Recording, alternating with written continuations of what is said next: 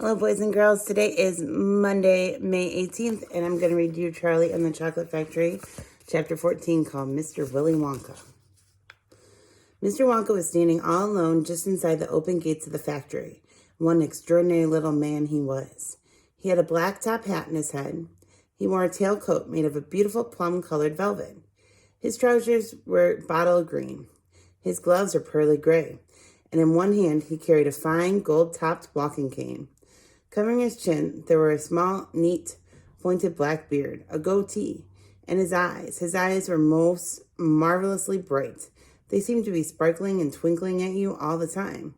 The whole face, in fact, was alight with fun and laughter. Ah, how clever he looked. How quick and sharp and full of life.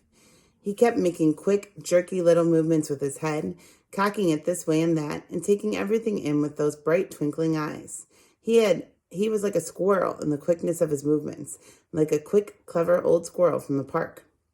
Suddenly he did a funny little skipping dance at the snow, and he spread his arms wide, and he smiled at the 5 children who were clustered near the gates, and he called out, "Welcome, my little friends. Welcome to the factory."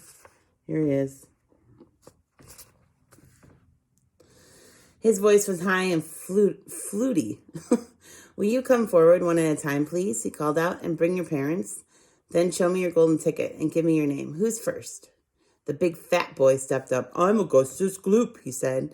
"Augustus!" cried Mr. Wonka, seizing his hand and pumping it up and down with terrific force.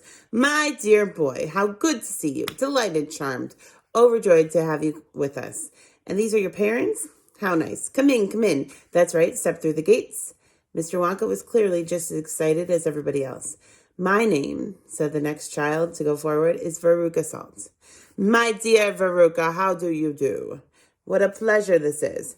You do have an interesting name, don't you? I always thought that a Veruca was a sort of wart that you got in the sole of your foot. But I must be wrong, mustn't I? How pretty you look in your lovely mink coat. I'm so glad you could come. Dear me, this is going to be such an exciting day. I do hope you enjoy it. I'm sure you will. I know you will. Your father? How are you, Mr. Salt? And Mrs. Salt? Overjoyed to see you. Yes, the ticket is quite in order. Please go in." The next 2 children, Violet Beauregard and Mike TV, came forward to have their tickets examined and then to have their arms practically pumped off their shoulders by the energetic Mr. Wonka. And last of all, a small, nervous voice whispered, "Charlie Bucket."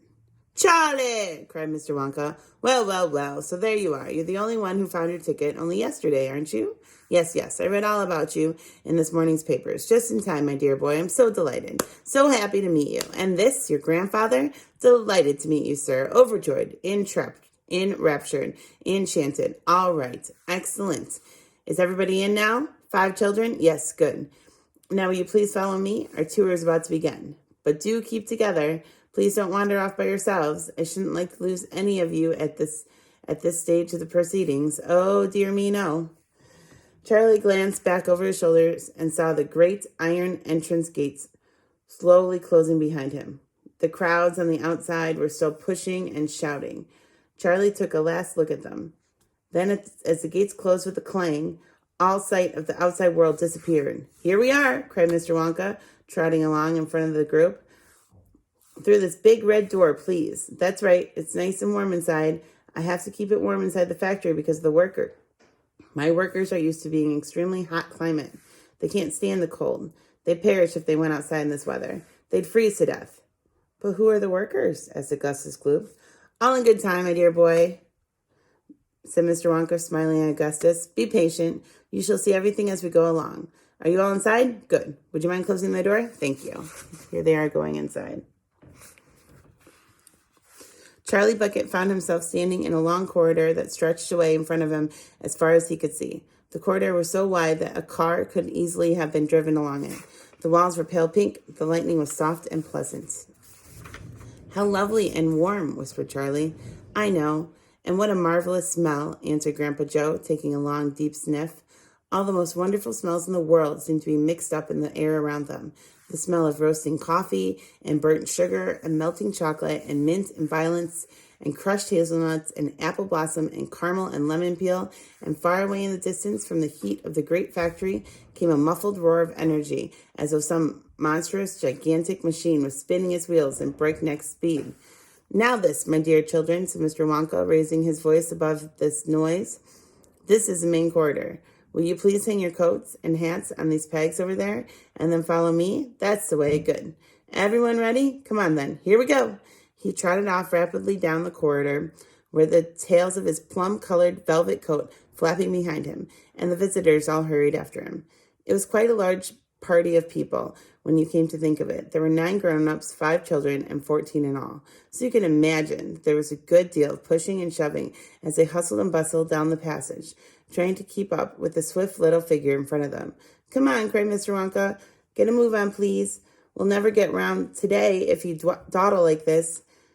Soon he turned right off the main corridor into another slightly narrow passage. Then he turned left. Then left again. Then right. Then left. Then right. Then right. Then left.